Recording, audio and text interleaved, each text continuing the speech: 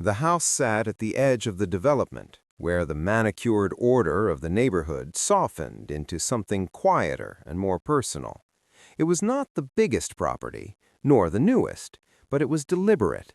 Every line of the fence, every stone along the driveway, and every hedge planted along the southern boundary had been placed with patience and intent. The hedges were not decorative afterthoughts. They were living walls grown over years, dense and tall, shaped carefully to block the road and frame the land the way the owner wanted it framed. Beyond those hedges stretched a long slope that dipped toward a shallow valley. From certain angles, the view was dramatic, even cinematic, which had been part of the appeal when the homeowner bought the place. But that view was never meant to be public. The hedges existed precisely to control sight lines, to decide what was seen and what was not. Privacy had been earned slowly, leaf by leaf, season by season. The Homeowners Association saw it differently. The HOA had always taken an interest in properties closest to the perimeter, especially ones that bordered open land. Those homes were marketing tools. They appeared in brochures and listing photos. They became the background of promotional drone shots and community banners. The association believed that anything visible from the road was subject to interpretation, and interpretation often meant control. At first, the attention was subtle. Inspection notices appeared more frequently than usual. Landscaping guidelines were mailed out again, even though they had already been acknowledged years earlier.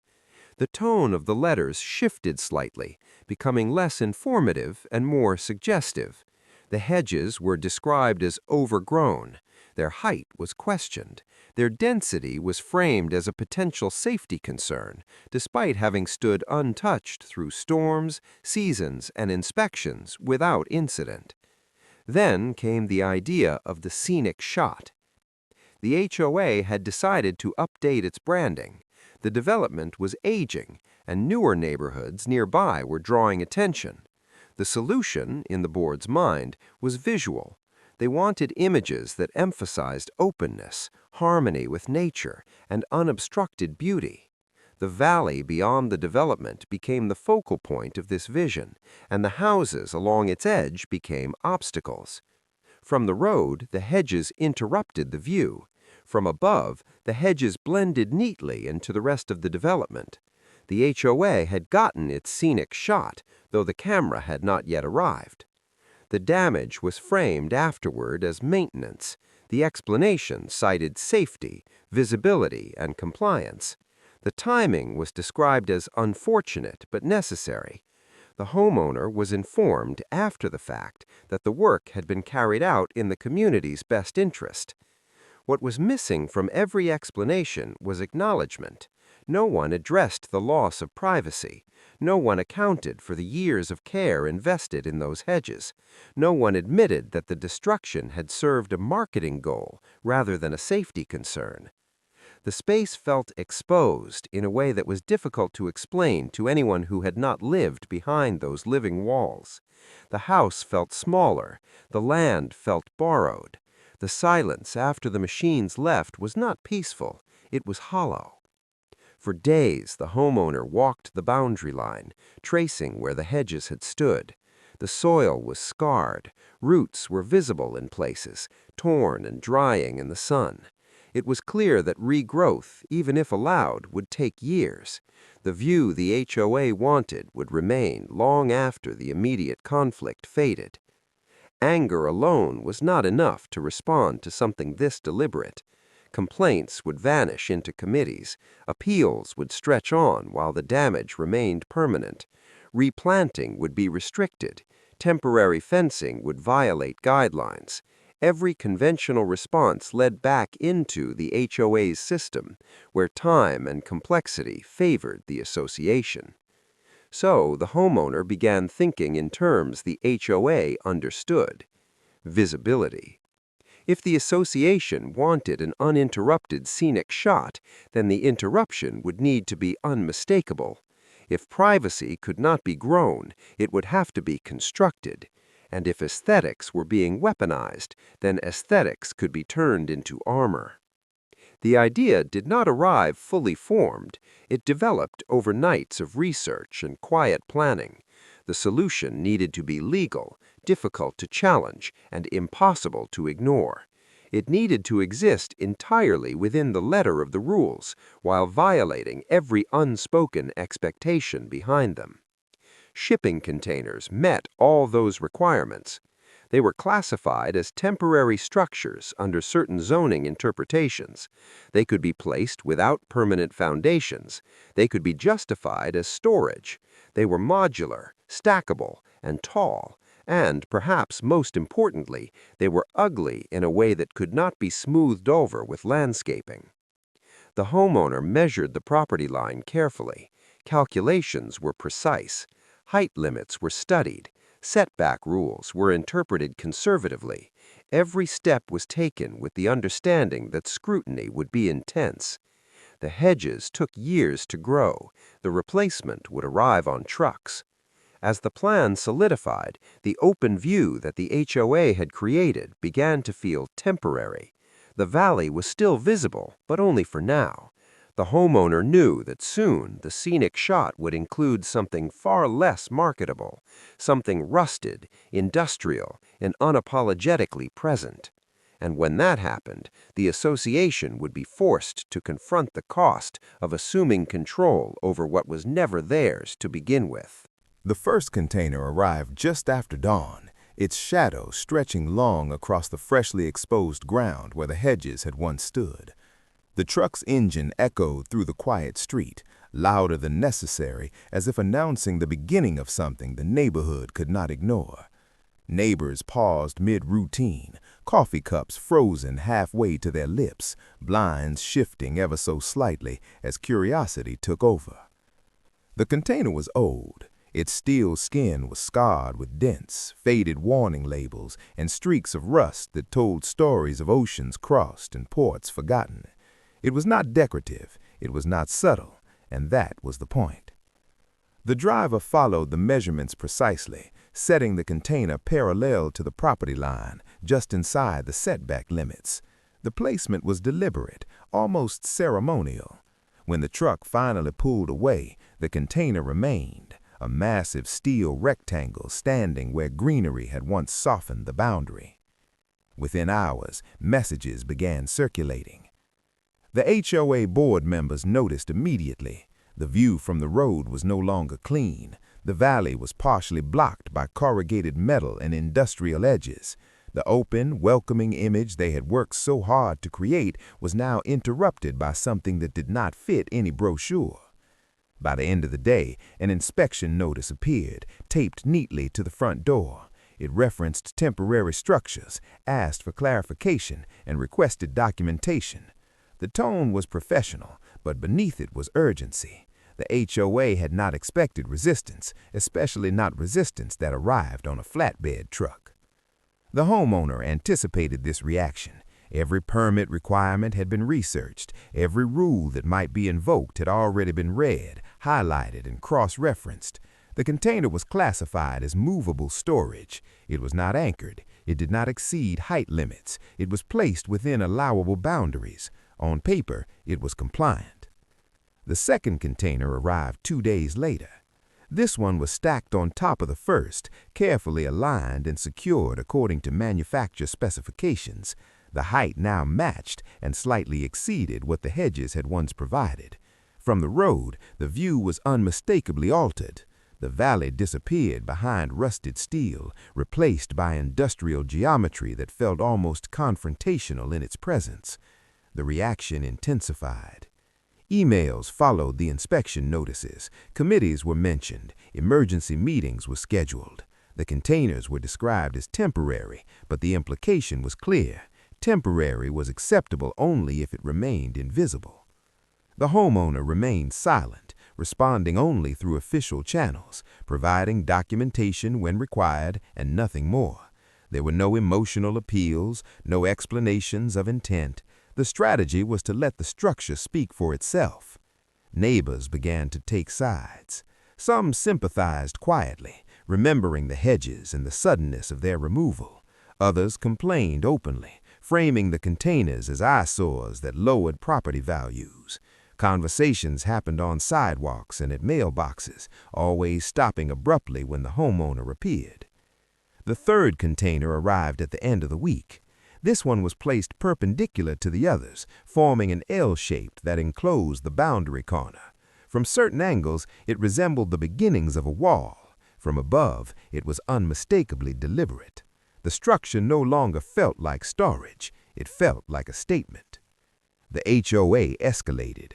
A formal violation notice was issued, citing aesthetic incompatibility and community harmony. The language was vague, relying on interpretation rather than specific clauses. The homeowner's response was equally precise, pointing out that aesthetics were subjective and that no rule prohibited industrial containers used for storage. The back and forth created delays, and delays allowed progress. Reinforcements were added. Steel brackets, removable and compliant, connected the containers for stability. Gaps between units were closed with temporary panels, also classified as movable. The structure grew not outward, but inward and inward, maximizing privacy while staying within height limits. From the road, the effect was undeniable. What had once been a seamless view of rolling land was now a fortress-like silhouette. Rusted steel caught the sunlight in harsh reflections. Shadows fell where manicured lawns had once glowed. The scenic shot the HOA wanted was no longer possible without acknowledging the containers. Drone footage was attempted. The homeowner noticed the drone hovering one afternoon, its faint buzz cutting through the air. It circled briefly, adjusting angles, searching for a way to frame the valley without capturing the structure. There was none. The containers dominated the boundary, impossible to crop out without revealing the reason they existed. That evening, another notice arrived, this one expressing concern for safety and visual obstruction. It suggested mediation. The homeowner saw this for what it was, an attempt to regain narrative control. Instead of responding immediately, construction continued. A fourth container arrived, smaller than the others, placed strategically to block remaining sight lines from the road. The layout now resembled a segmented wall, uneven and imposing. It was not elegant, but it was effective. The property behind it felt enclosed again, shielded from casual observation. The irony was impossible to miss. The HOA had destroyed living barriers because they disrupted a view. Now they faced barriers that were far more disruptive, far less flexible, and entirely within the rules they enforced. Tension spread through the neighborhood. Board members drove by more frequently. Inspectors returned with measuring tools. Photos were taken from multiple angles. Every visit confirmed the same conclusion. Nothing violated the written guidelines. The rules had been designed to prevent chaos, but they had not accounted for defiance that followed them exactly.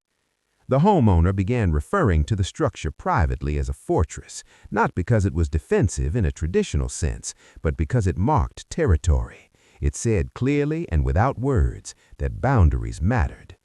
Late one evening, as the sun dipped behind the steel walls, the homeowner stood inside the enclosed space.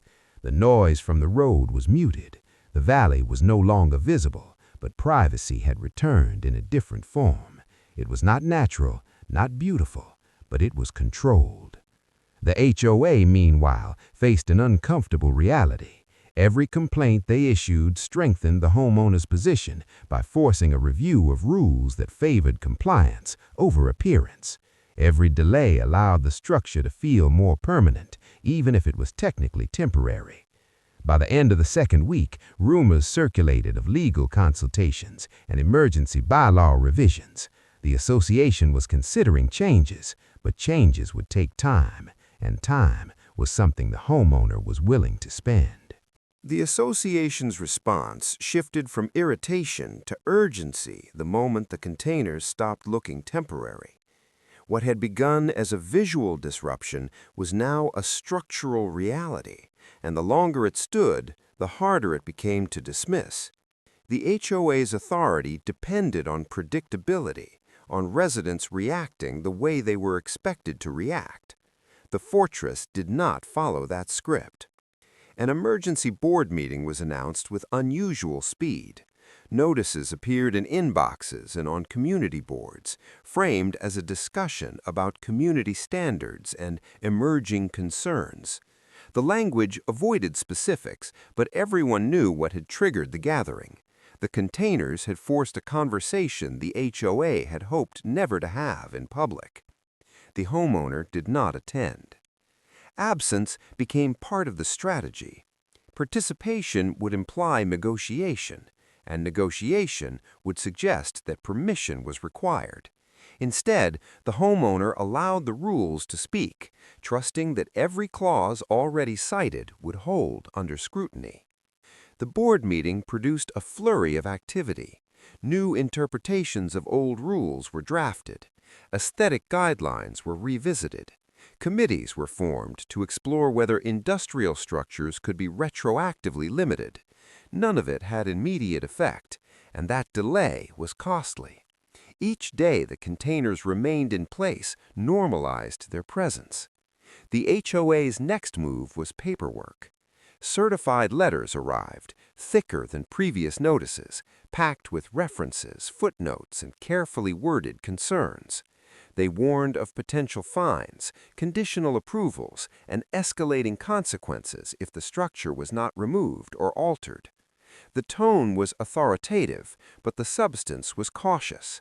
Every threat was framed as a possibility, never a certainty. The homeowner responded methodically. Each letter was answered with citations of zoning interpretations, temporary structure classifications, and photographs documenting compliance.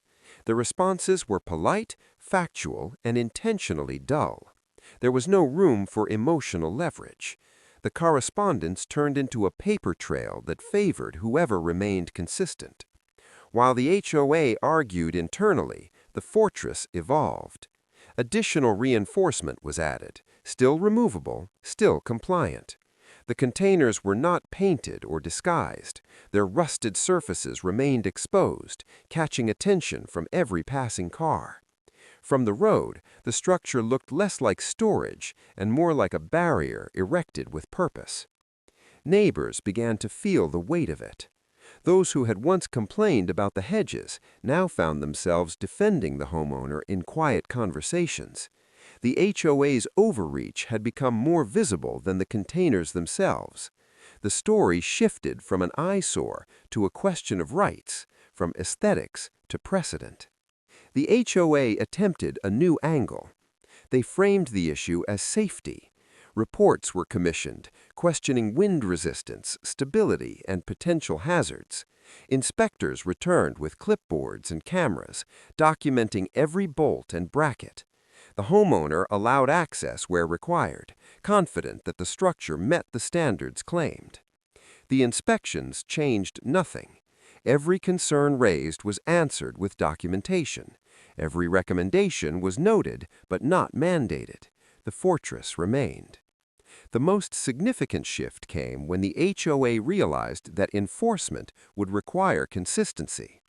If containers were banned here, similar structures used elsewhere for storage, construction, or temporary use would also fall under scrutiny.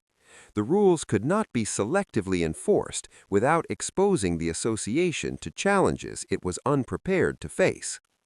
That realization bred hesitation. Behind closed doors, the board debated whether the scenic shot had been worth it. The marketing campaign stalled. New photos were delayed. The valley remained unphotographed, its view obstructed by steel that existed only because the hedges had been removed. The homeowner, meanwhile, adapted to the new reality. Inside the fortress, the property felt contained again. The sense of exposure faded. What replaced it was a quiet satisfaction rooted not in victory, but in balance. Control had been taken away once, and now it had been reclaimed in a form the HOA could not easily dismantle. A turning point came when a proposed amendment to the community guidelines was circulated. The amendment targeted industrial materials and non-residential structures, carefully avoiding direct reference to the containers. It was clear the rule was designed with single property in mind. However, passing it would require a community vote. For the first time, the HOA had to justify its actions to the residents. Debate spread through the neighborhood. Flyers appeared in mailboxes. Online forums lit up with arguments about property rights, overreach, and unintended consequences. The hedges were remembered differently now, not as obstructions, but as casualties of a decision made without consent. The homeowner watched the debate unfold from a distance. There was no need to campaign. The fortress itself was argument enough. It stood as physical evidence of what happened when rules were enforced without restraint. The vote approached, and tension thickened. If the amendment passed, the containers might be forced out. If it failed, the HOA's authority would be visibly weakened. Either outcome would reshape the balance of power within the community. On the eve of the vote, the homeowner received a final letter from the association. It suggested compromise, proposed partial removal, and hinted at future cooperation. The language was softer than before, almost conciliatory. The homeowner did not respond immediately. Instead, another container arrived. Smaller, narrower, and placed atop an existing unit, it completed the upper silhouette of the fortress. The height reached the maximum allowed, no more, no less. The timing was deliberate. The message was clear. The structure was not retreating in anticipation of pressure. As the sun set behind the steel, casting long shadows across the road, the fortress felt finished in its defiance, if not in its final form. The HOA faced a choice it could no longer delay, and the community stood ready to witness the outcome. The days leading up to the community vote carried a tension that could be felt in small, ordinary moments. Conversations lowered when someone unfamiliar walked by. Emails were reread and forwarded with added commentary. The issue was no longer about containers or hedges. It had become a referendum on control, on how far the HOA could reach before residents pushed back. The proposed amendment arrived in mailboxes, printed on thick paper, its language carefully neutral. It spoke of maintaining community character and preventing future conflicts. It never mentioned the fortress, never acknowledged the hedges, and never admitted that the rule was reactive rather than proactive. The absence of context was intentional. Residents filled in the gaps themselves. Some remembered the hedges clearly, how abruptly they had been destroyed, how no meeting had been called, no vote taken. Others focused on the containers, arguing that the structure looked aggressive and out of place. Both sides agreed on one thing: the HOA had underestimated the consequences of its original decision. The homeowner remained publicly silent. No signs appeared in the yard, no messages were posted online. Silence, in this case, was interpreted not as weakness, but as confidence. The fortress stood unmoving, its rusted surface now a familiar sight, its presence no longer shocking, but impossible to ignore. On voting day, turnout was unusually high. Residents who rarely participated showed up, some out of curiosity, others out of frustration. The meeting room filled quickly, and overflow attendees clustered in hallways, listening through open doors. The board members sat at the front, composed but visibly strained. The amendment was presented without theatrics. Arguments were summarized, questions were deflected with procedural answers. When discussion opened, it became clear that the board no longer controlled the narrative. Concerns about precedent dominated the conversation. Residents asked what would prevent the HOA from altering other properties without consent in the future. They questioned why hedges had been destroyed for a marketing image and whether similar actions could be taken again. The containers were referenced indirectly, described as symptoms rather than causes. The fortress had become a consequence, not a provocation. When the vote was finally called, the outcome was decisive. The amendment failed. The margin was wide enough to send a message. The community had chosen stability over reactive control, rights over appearances. The HOA's attempt to rewrite the rules after the fact had been rejected in public, on record. The fallout was immediate. Board members resigned within days, citing personal reasons. Committees dissolved quietly. Plans for the marketing campaign were shelved indefinitely. The association shifted into damage control, focusing on maintaining order rather than enforcing aesthetics. The homeowner received a brief notice acknowledging the vote's outcome. It confirmed that the containers, as placed, were compliant under current guidelines. There was no apology, there was no mention of the hedges. The acknowledgement was as close as the HOA could come to admitting defeat without saying the word. Life in the neighborhood began to recalibrate. The fortress, once a shock, became part of the landscape. Drivers slowed out of habit now, not curiosity. Conversations moved on to other topics, though the story lingered as a cautionary tale. The property behind the steel walls returned to its quiet routines. But the absence of an apology mattered. The homeowner knew the hedges would never be restored as they were. Years of growth had been erased for a photograph that was never taken. The fortress had solved the problem of privacy, but it had not addressed the underlying imbalance of power that allowed the damage to happen in the first place. So the homeowner took the next step. A formal claim was filed. It was not loud, it was not dramatic. It cited property damage, unauthorized entry, and loss of mature landscaping. Evidence was thorough. Photographs, timelines, copies of notices, and contractor records. The claim did not ask for sympathy, it asked for accountability. The HOA responded cautiously. Their legal counsel advised settlement, warning that the paper trail was strong and public sentiment unfavorable. Negotiations began quietly, out of sight of the community that had already delivered its verdict. Weeks passed. The fortress remained unchanged. The containers did their job, blocking the view and restoring control. But now they also served as leverage, a reminder of what had been forced into existence by overreach. When the settlement offer finally arrived, it was significant. It covered the cost of the destroyed hedges, adjusted for maturity. It included compensation for property intrusion.